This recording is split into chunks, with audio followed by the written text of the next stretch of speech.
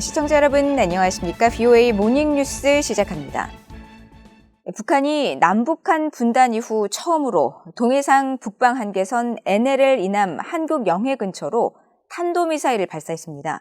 한국군은 이에 대응해 공군기를 출동시켜 NLL 이북 공해상에 미사일 사격을 실시했는데 미국 정부는 북한의 발사에 대해 무모한 행동을 강력히 규탄한다고 밝혔습니다. 첫 소식 조상진 기자가 보도합니다. 미국 국무부는 북방 해상 경계선 NLL 이남으로 탄도미사일을 발사한 북한을 강력히 규탄했습니다. 국무부 대변인실 관계자는 2일 VOA에 미국은 북한의 탄도미사일 발사와 함께 한국의 실질적인 해상 경계선 아래로 미사일을 발사한 무모한 결정을 규탄한다며 이번 발사는 유엔 안보리가 만장일치로 채택한 여러 결의를 위반하고 영내 평화와 안정을 위협한다고 지적했습니다. 이어 우리는 북한과 진지하고 지속적인 대화를 모색하고 있지만 북한은 이를 거부하고 있다면서 한국과 일본에 대한 우리의 방위 공약은 굳건하며 불법 무기 프로그램을 진전시키고 영내 안정을 위협하는 북한의 능력을 제한하기 위해 동맹 파트너 국가들과 계속 긴밀히 협력할 것이라고 강조했습니다. 앞서 한국합동참모본부는 북한이 2일 오전 8시 51분쯤 강원도 원산 일대에서 동해상으로 단거리 탄도미사일 SRBM 3발을 발사했다고 밝혔습니다. 이 중 한 발은 동해 북방 한계선 NLL 이남 공해상, 즉 NLL 이남 26km, 한국 속초 동방 57km, 울릉도 서북방 167km 지점에 낙하했습니다. 공해상이기는 하지만 영해가 기준선에서 12해리, 약 22km까지임을 고려하면 영해에 매우 근접한 지역에 떨어진 것입니다. 북한은 그동안 해안포와 방사포를 NLL 이남에 쏜 적은 있지만 탄도미사일을 발사한 것은 전례가 없는 일입니다.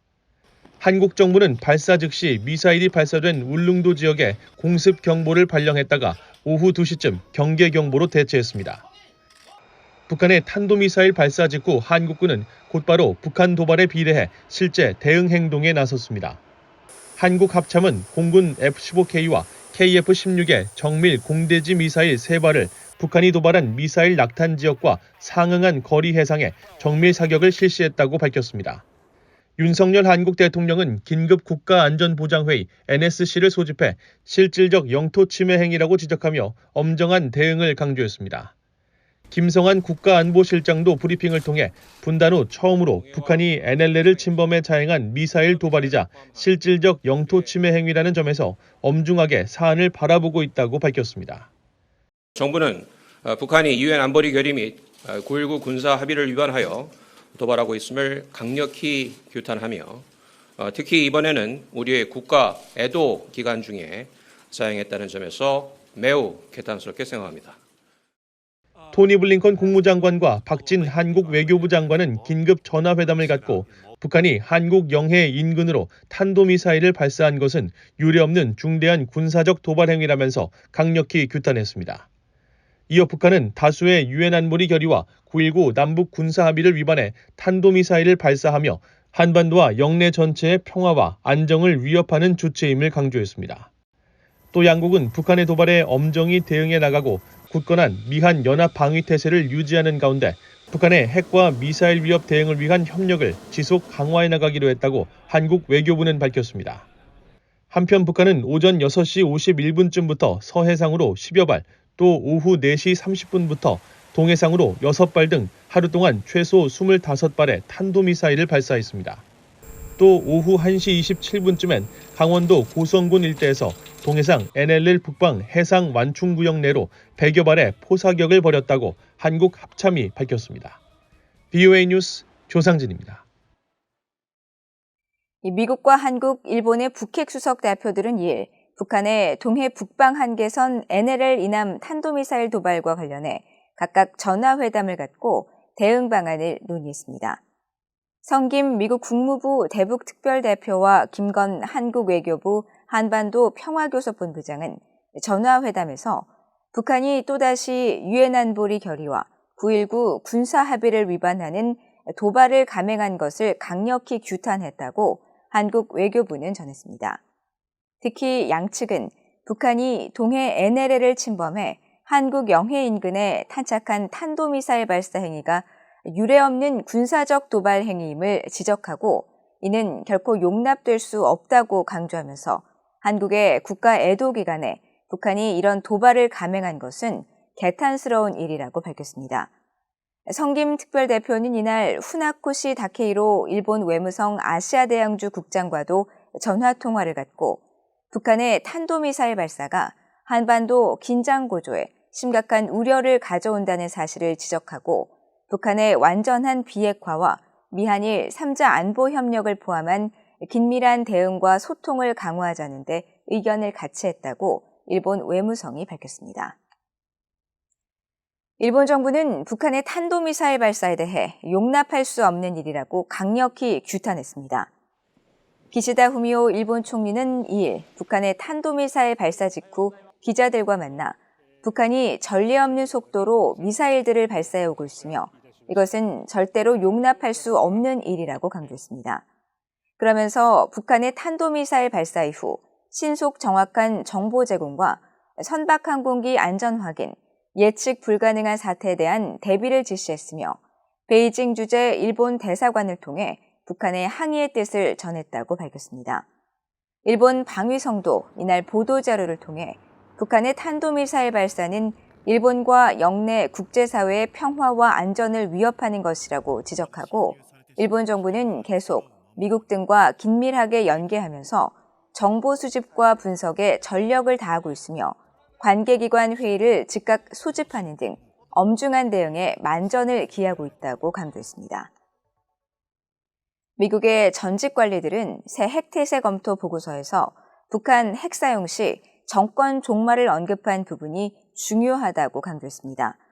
특히 국가가 아닌 정권의 종말을 강조했다는 점에 주목했습니다. 박승혁 기자입니다. 월터 슬로콤 전 미국 국방부 정책차관은 2022년 미국 핵태세 검토 보고서 NPR이 북한이라는 국가가 아니라 정권의 종말을 경고했다는 점에 주목한다고 밝혔습니다. 빌 클린턴 행정부에서 국방차관을 지낸 슬로콤 전 차관은 1일 워싱턴의 민간연구소 애틀랜틱 카운슬 주최로 열린 토론회에서 지난주 공개된 핵태세 검토 보고서에서 가장 구체적이고 새로운 부분은 북한에 관한 문장이었다고 지적했습니다. One of the most specific and novel parts of the new NPR is the paragraph about North Korea, which is absolutely bloodthirsty. You know, that we will destroy you as a regime, not as a country, if you use nuclear weapons. I think that's probably a good message to send to the North Koreans. 지난달 27일 미국 국방전략 보고서의 일부로 공개된 NPR은 적성국에 대한 맞춤형 핵 억제 전략의 북한 부분에서 김씨 정권이 핵무기를 사용하고 살아남을 수 있는 시나리오는 없다고 경고한 바 있습니다. 미국이나 동맹 또는 협력국에 대한 북한의 어떤 핵 공격도 용납할 수 없으며 그런 공격은 곧 북한 정권의 종말로 귀결된다는 것입니다. 이 같은 경고는 북한 핵과 관련해 나온 미국 정부의 공식 발언 중에서도 수위가 매우 높은 것으로 평가됐으며 또 미국은 반드시 핵 사용의 책임을 북한 정권에게 묻겠다는 뜻을 분명히 한 것으로 풀이됩니다. 앞서 북한은 지난 9월 최고인민회의에서 핵무력 정책 법령을 채택하고 한국 등에 대한 선제 핵공격 가능성을 열었습니다. 이날 토론회에서 레오너 토메로 전 국방부 핵미사일 담당 부차관보는 새 NPR의 대북 경고 메시지가 전임 트럼프 행정부의 NPR과 연속선상에 있다는 점을 강조했습니다. I think that's a good area of continuity too with the Trump administration nuclear posture review, which for the first time made a similar statement. I think reiterating that I think was important. 앞서 트럼프 행정부 시절인 지난 2018년 2월에 공개된 2018 핵태세 검토 보고서 역시 미국이나 동맹국, 파트너 국가들에 대한 북한의 핵공격을 용납할 수 없고 이는 김정은 정권의 종말이 될 것이라고 경고한 바 있습니다. VOA 뉴스 박승혁입니다.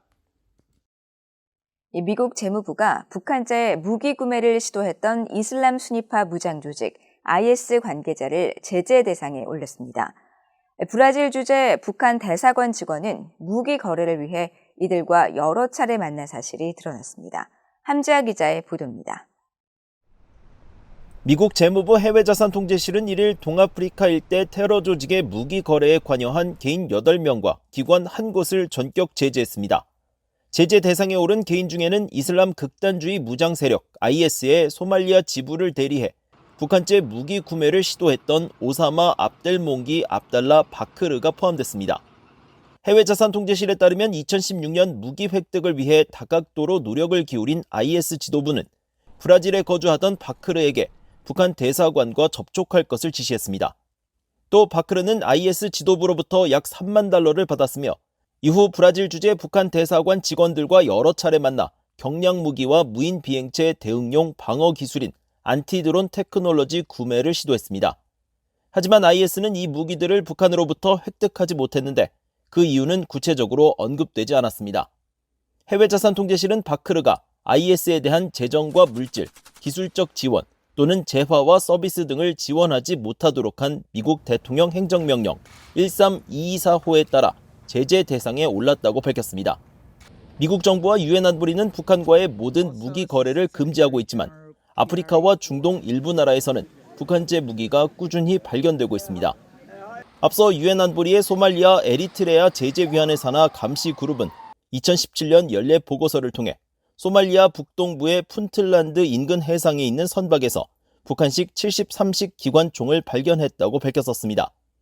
리비아 제재 문제를 다루는 유엔 안보리 1970 위원회도 지난 5월 공개한 연례 보고서에서 아랍에미리트 UAE 국적자 압둘라만 바거가 북한으로부터 총기와 기관총, 박격포, 로켓포용 탄약과 수류탄, 방탄조끼 등을 공급받기 위해 조선광업개발무역회사 관계자와 접촉했다고 지적했습니다.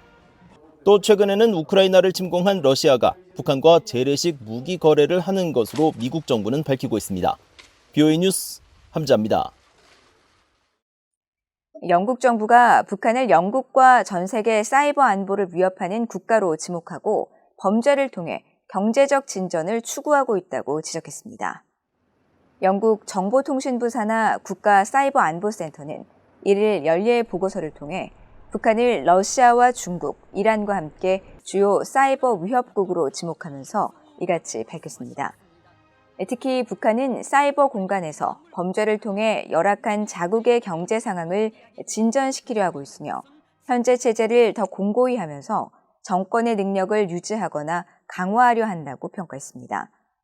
지난해 9월부터 올해 8월까지 약 1년 동안 국가사이버보안센터의 사이버 보안 대응 내용을 담은 이번 보고서는 북한이 이 기간에 영국의 기밀 정보를 탈취하거나 악성 소프트웨어 등을 사용해 영국의 기업과 정부기관, 병원, 또 교육기관의 시스템을 공격했다고 지적하고 국가보안센터는 이 중 63건에 대해 국가적으로 대응 조치를 취했다고 강조했습니다. 이상으로 BOA 모닝뉴스를 모두 마칩니다. 시청해주신 여러분 고맙습니다.